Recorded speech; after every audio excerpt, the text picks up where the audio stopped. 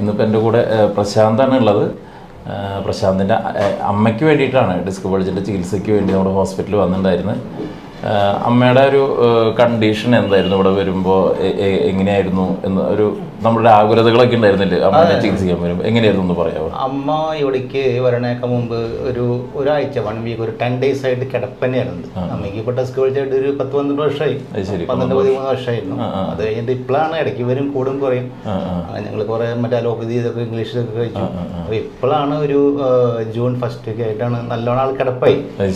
കിടപ്പായിരുന്നു അവളാണ് ഞാൻ സാറിൻ്റെ വീഡിയോ കാണുന്നത്. അപ്പോൾ വീഡിയോ കണ്ടപ്പോൾ എനിക്ക് ഭയങ്കരമായിട്ടുള്ളൊരു ഇത് തോന്നി.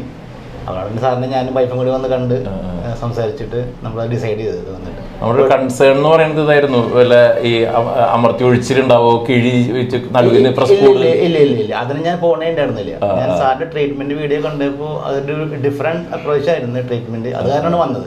നമുക്ക് അങ്ങനെ ഒരു ആശങ്ക ഉണ്ടായിരുന്നു, കൂടുതൽ അങ്ങനെ വെച്ചിട്ട് കൂടുതൽ പ്രശ്നമാവോ?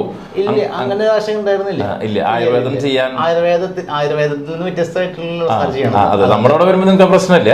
അല്ല, അല്ലെങ്കിൽ പൊതുവെ പോവാതിരുന്നത് ഒരു അതെ അതെ അതെ അതെ ആ മറ്റേ കിഴിയും മറ്റേ ഒഴിച്ചൊന്നും വേണ്ട, ചവിട്ടി ഒഴിച്ചിട്ടൊക്കെ ചെയ്ത് കൂടുതൽ കൂടി പോകുന്നുള്ളതാണ്. അത് നമ്മൾ ഇവിടെ വന്നപ്പോൾ നല്ലൊരു തോന്നി. അപ്പൊ അങ്ങനെയാണ്. ഇപ്പൊ എത്ര ദിവസമായി? ഇപ്പൊ ഒരു 11 ദിവസമായി. 11 ദിവസമായി ട്രീറ്റ്മെന്റ് സ്റ്റാർട്ട് ചെയ്തിട്ട്. ഇപ്പൊ അമ്മ നല്ല ബെറ്റർ ആണ്. അപ്പൊ വന്നേക്ക് ഒരു 70-75% ആൾ നടക്കുന്നുണ്ട്. ഒരു എത്രാമത്തെ ദിവസമായപ്പോഴേക്കും നടന്നു തുടങ്ങി?